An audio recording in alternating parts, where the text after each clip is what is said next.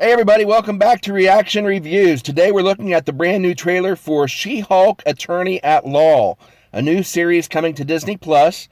It's streaming beginning on the 19th, May 19th, so we'll have to tune into Disney Plus to check that out. Those of you that have been watching my channel, I've commented a little bit in the past on another video on this. She-Hulk, again, is part of the MCU now. She's been part of the Marvel Universe for decades. Back in the 1970s, there was a comic book series called the Savage She-Hulk, and I read that later. Back when it came out in the 70s, I wasn't really into comics. I was pretty young back then. But then when I did start reading Marvel comics, so that was one of the ones I went back and read and collected. But how I got started on the She-Hulk comics was with John Byrne's run of the Sensational She-Hulk in the late 80s. And I absolutely love John Byrne. He's one of my favorite comic book artists. I've talked about that in the past. But anyway, I fell in love with She-Hulk with his run. Of course, it was kind of a tongue-in-cheek series. She broke the fourth wall all the time, talked to the audience. And she was aware that she was a comic book character. And so it was kind of unusual in that sense that it wasn't your typical Marvel superhero that is isolated within the Marvel Universe. But anyway, they went on after John Byrne's run to get some new artists and writers in, and I didn't really care for the new artist style, mostly because I just love John Byrne's artwork so much that there wasn't any other artist that could really replace his art style. And I've recommended some of his other works for you too. John Byrne did a run on many series through the years. He did the Avengers. The Avengers West Coast was one of them that I read pretty regularly. It was a great series. He did the reboot of Superman in the Man of Steel series back in the 80s. He did several DC series. I believe he did Batman for a while. He did the Fantastic Four. And he did some of the great crossover series, and every year in Marvel they would have this big crossover where all the superheroes would be involved and their titles would cross over into this mega series that would last 10 to 12 issues or so. Like, for example, the Secret Wars, which is being adapted, I believe, into the MCU coming up, that we're going to see the Secret Wars crossover. Well, the Secret Wars was kind of hinted to. They did kind of adaptation of that with Endgame, and where the superheroes got together on a different planet to team up against. In the comic books, it was the Beyonder. Of course, in the MCU, it was Thanos. Of course, that was also a series too, the Infinity Gauntlet and the Infinity War. But basically, it got started with Secret Wars, I think, was one of the first ones, and I really loved that series when it came out. But anyway, to get to the point, She-Hulk, when you look at this, your first instinct is to think, and you're not familiar with Marvel, the way it goes, your first instinct is to think, oh, here we go again. Marvel is taking a superhero and reversing the gender roles on it. They're creating a female character to take over the storyline and the plot of the character of a male superhero, and that's something that we are on the lookout for, because in today's day and age you see it happening a lot. And but I'm going to give She-Hulk a pass on this because, as I said, She-Hulk is a character that has been around since the 70s. We don't complain when they do an adaptation of Supergirl, because Supergirl was around since, what, the 60s? The 50s, possibly? I can't remember exactly when she first debuted, but she's went through several iterations in DC Comics. But anyway, that was natural that you would have, back then, every once in a while, a female character that would come in and have their own, relationship to existing male characters, female version. And so with She-Hulk being a core character of Marvel history, I'm giving them a pass on this adaptation because it's not just like today where they're taking every single character, it seems, every single male white character, and replacing them with a minority character that would take over the character instead of giving them their own identity, their own story arc, and etc. She-Hulk, I don't think fits that. Now we'll have to take it with a grain of salt, because with today's writers, who knows what they're going to do with it? They're going to change it up and move it around and stuff, and give their own take on the character. And so it may be very woke, maybe not, but I'm going to give it a chance. I'm going to give it a pass, because it is a legitimate character in the Star Wars universe, in the Marvel universe. But anyway, let's go ahead and check out the trailer and see if we can gauge by the trailer what we think is going to happen with it. So I'm kind of excited to see this, because again, I was always always a big fan of She-Hulk since John Byrne did the comics back in the 80s. Didn't really follow it that closely since then. I didn't really care for the artist style. But anyway, let's check it out. And let's see what we can come up with. And here we go. She-Hulk, Attorney at Law.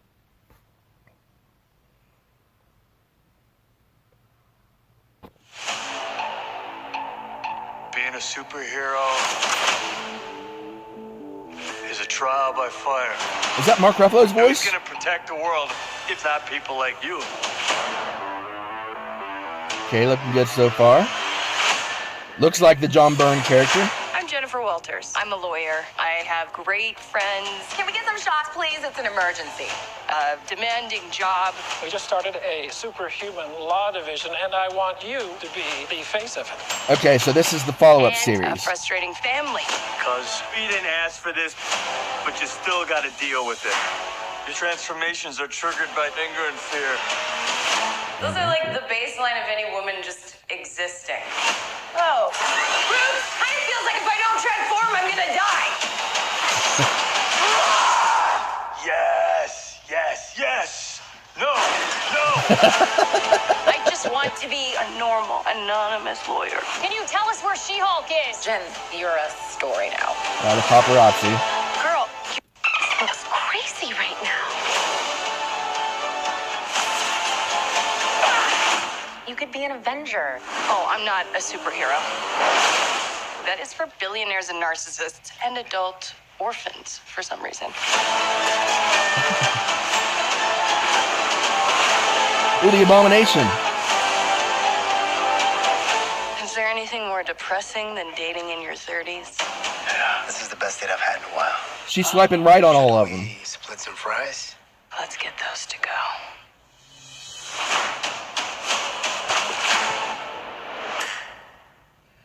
All right, so there we go. She-Hulk, Attorney at Law.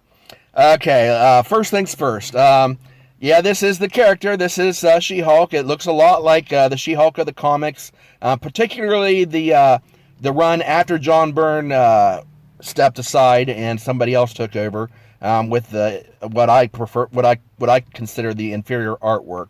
But anyway, in that series, they came out with this character, and I won't give you spoilers as to who it is or anything. But this character that they showed on there comes in, and he has this law firm, and he's creating a law firm specifically to deal with superhero issues. Basically, their clientele are superheroes, supervillains, etc. And maybe that's where Abomination comes in. Maybe he's a villain that she takes on also. But they do also in the comics they hired supervillains, and she would become their attorney. And so that was kind of an interesting story. I liked the way they did with the story, but again, the artwork wasn't up to par for my take. The way she's built in the original comics in the Savage She-Hulk in the 70s, she was real bulky with the broad shoulders, and she looked almost like she was built like a bodybuilder, like the typical like 1970s. You'd see the bodybuilders with the great big muscular bodies. Looked like a man with female anatomy is what it looked like. And I wasn't really thrilled with that, but when John Byrne took it over, he made her more feminine looking. She was strong, powerful, muscular, but still feminine looking. And so I was pleased that when they showed her, the character on there, she did still look feminine looking. She was big, strong, muscular, but still feminine looking. So it wasn't just She-Hulk it wasn't just Hulk body with a female face and hair, etc. Anyway, that's what they're doing. It looks like they're following the storyline in that series. And I can't remember off the top of my head what that series was called. Again, I didn't follow it that closely. I just read the first couple issues and then gave up on it. But anyway, looks like that's where they're going with this. Mark Ruffalo, I'm glad to see there that he's in here. It says here that Tatiana Maslany is playing She-Hulk. I've heard that name before, but I can't think of where I would have seen her in other stuff before. Jen Walters, of course, is her alter ego. Speaking of alter egos, that was interesting. She was referring, of course, to Tony Stark being a narcissist, playboy sort of thing. You also think of Batman. And she mentioned, that's in the DC universe, of course. But again, that trope that she kind of alluded to, that, they're narcissist billionaires.